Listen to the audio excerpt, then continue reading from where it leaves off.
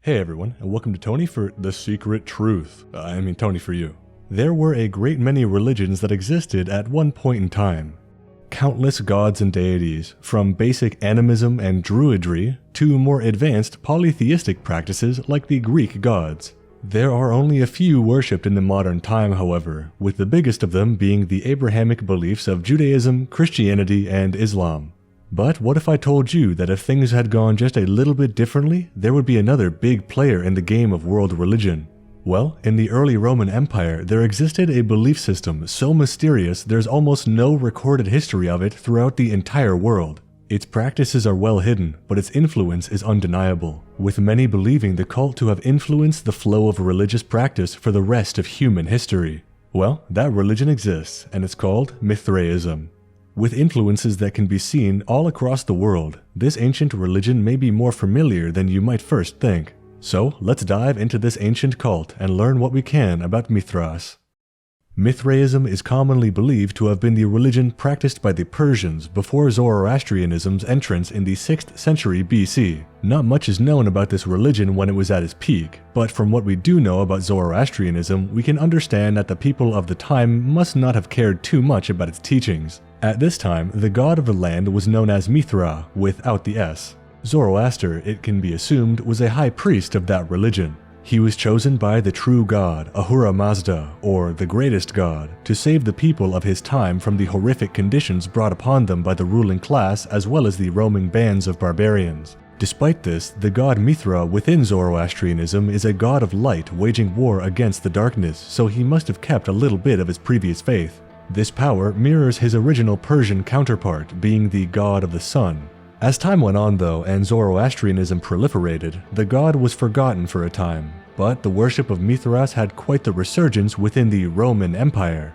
This is where most of the archaeological finds relating to Mithras can be found, and where we will be pulling most of what we know from, as well as a good amount of misconceptions we will refute. The earliest incarnation of Mithras was found in the 1st century AD. Commonly portrayed as a tall man wearing Persian attire slaying a bull, Mithras was strongly associated with the sun and exploded in popularity at the time, spreading all the way from the regions of Rome, England, Northern Africa, and Syria.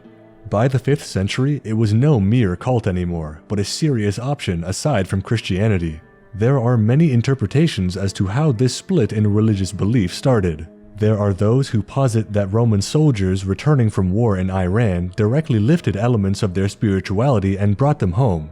There is an issue with this interpretation, however, and that's because there is almost no direct parallels between the ancient Zoroastrian Mithra and the new cult of Mithras in Rome, so they seem to have been completely separate but similarly named beings.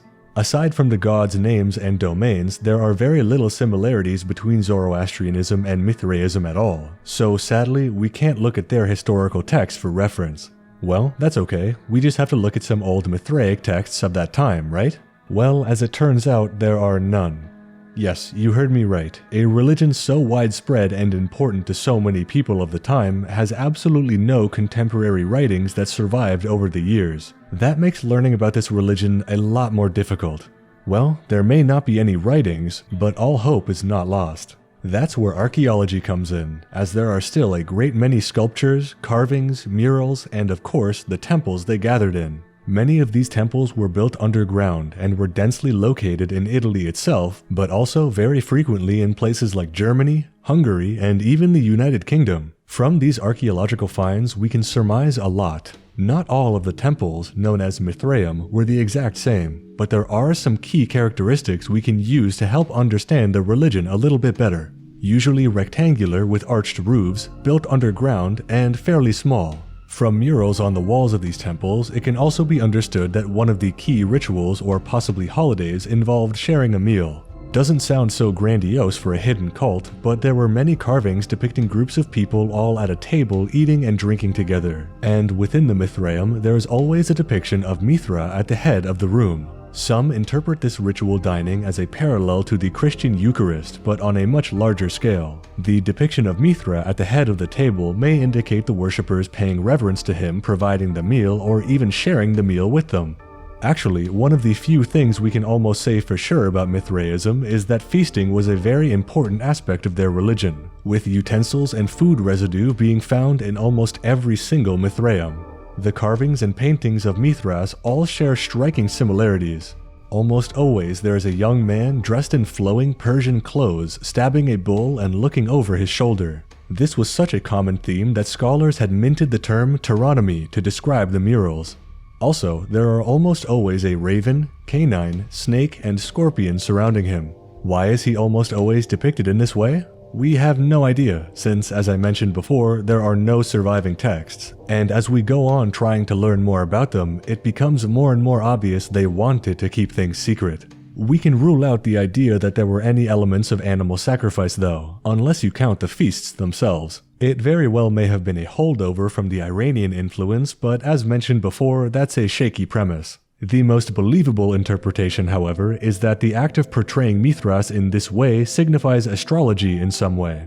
Each of the animals represents their celestial counterparts. This interpretation is also reinforced by the fact there are also many astrological signs depicted within many of the most famous Mithraeum. The bull being Taurus, Mithras being Sol, canine being Canis Minor or Major, snake being Hydra, raven being Corvus, scorpion being Scorpius, and even the temple itself being a depiction of the universe. Within the cult, there are also many levels of initiation and ability to rise through the ranks. Each of these ranks also had symbols and a planet associated with them, so it's safe to say that astronomy and astrology was a very core tenet of their cult. Grades 1 through 7 are Raven with Mercury, Groom with Venus, Soldier with Mars, Lion with Jupiter, Persian with Luna, Sun Courier with the Sun, and lastly, the Father with Saturn. Why this sun-worshipping cult didn't have the Sun as their highest rank, we don't know for sure. To ascend these ranks and presumably acquire more power within the cult, initiates had to undergo a great many rituals and rites. Some frescoes depict initiates blindfolded and prostrated. Early Christian writer Tertullian writes of what may be considered a baptism of some sort, with Mithraists carrying around water and sprinkling it throughout their temples, as well as ritualistically washing themselves before prayer. Tertullian, however, was primarily considered to be first and foremost concerned with heresy against Christianity, so his writings are to be taken with a grain of salt in regards to the actual beliefs the cult had. With a cult being this popular, there were bound to be a lot of inscriptions dedicated to the god though, right? Well, this time, yes actually. In fact, these inscriptions were found to have been created by people throughout all walks of life, from high-ranking senators to lowly slaves. Oddly enough though, absolutely no inscriptions were found attributed to women, so it seems like this cult was for men only.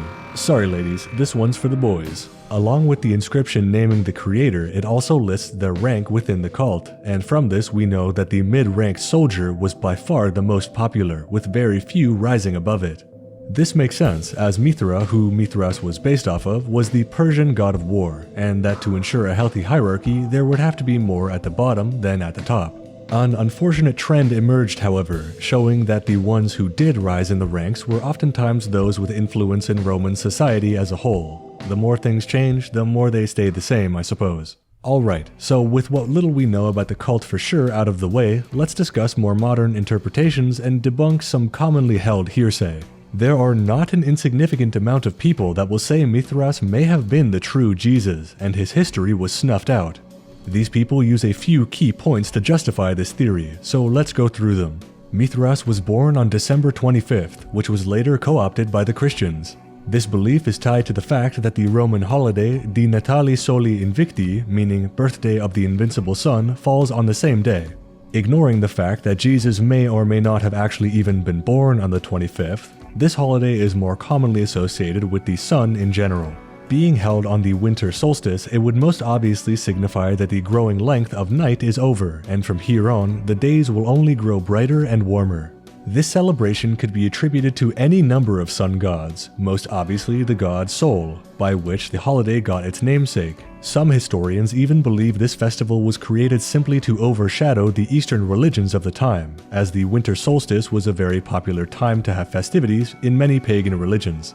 Regardless, Christianity did not seem to have been inspired by Mithraism in this regard in any way.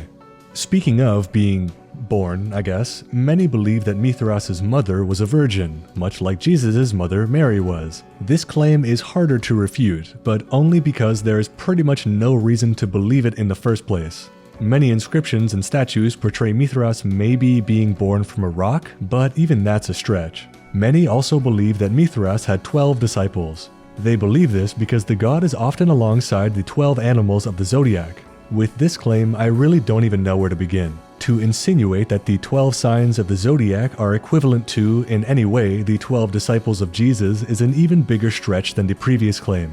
It's so much of a stretch, in fact, that I feel like I'm gonna pull a muscle just thinking about it, so let's move on. This begs the question, why did these rumors spread so far in the first place? Well, it's simply because false information was, and continues to be, sadly, an enormous problem. With the fact that so little is known about Mithras, many took it upon themselves to try and explain the mystery. Heck, even I'm trying to do it myself here. The problem is when people pretend their interpretation is the truth. Source: I made it up. There are many reasons why Jesus' story is the way it is. It was written down and corroborated by a great many sources. The angel Gabriel appeared before Mary foretelling the birth of God on earth. The 12 disciples representing the 12 tribes of Israel, etc., etc. You get the point. So why were there so many similarities between the practices of Christianity and Mithras? The simple answer is that these practices and rituals were simply what people did in Rome at the time. Celebrating the winter solstice, gathering together to share a meal, cleansing yourself before prayer, it all just makes sense. The meaning behind these actions was most definitely different to any one particular region or cult, but they aren't unique. Now, this just leaves one question. Why did Mithraism fall? Was it truly a Christian plot against the rival religion? Well, this claim is actually somewhat true, but not completely. There are definitely archaeological finds that suggest some Mithraeum or statues of Mithras were vandalized, and the aforementioned writer Tertullian spoke very negatively about the cult of Mithras, calling it heresy. But there are many more Mithraeums that were seemingly just abandoned, as well as an indication that after a certain point these temples were simply no longer being built. It's most commonly agreed upon that Mithras worship was simply past its prime, and people moved on to Christianity. The government of the time began to accept Christianity as the main religion, and the ties Mithras had to Persia, which Rome famously did not have a great relationship with, was a contributing factor as well. While Mithraism is a religion full of mystery and is admittedly very fun to discuss and speculate about, I don't think it's as influential or subversive to modern religion as people may have been led to believe. Mithras in Shin Megami Tensei is portrayed in admittedly strikingly accurate detail. Here as a young man with long flowing hair holding a sword being birthed from a rock, much like he is in historical depictions. His helmet and armband are emblazoned with a sun motif, signifying his domain as the god of the sun. The rock he is being birthed from has the 12 astrological signs drawn along the outer surface to signify the cult's seeming importance on these celestial bodies. Honestly, aside from the lack of Persian clothes and the animals closely tied to him, this form of Mithras is perfect in every way. Incorporating the common associations with the cult and the god itself was a very nice way of the artist setting this demon apart from just any other Roman or Greek god. An extremely well done portrayal of this god shrouded in mystery. Well, that covers Mithras worship and the rumors surrounding it. Let me know your interpretation in the comments down below, and while you're down there, leave a like and subscribe if you haven't already. This was probably one of my most fun videos to research, but unlike my research of the Demiurge and Gnosticism, Mithras was not so mind-boggling. Speculating is always fun. Special thanks to Andre Vinicius de Silva Valens, Anton, Arctic Mirror, Kalos, Goose Kebab, Jeter Michelle, Just a Middleman, Matt M, Patty123, Stuart Ash, The Digital Dutchman, VideoGamer75, Zeba Neba, and many more for supporting the channel on Patreon. If you'd like to support, check the link in the description below. Thanks for watching this Roman archaeology lesson, and I'll see you in the next Tony for You. Have a good one.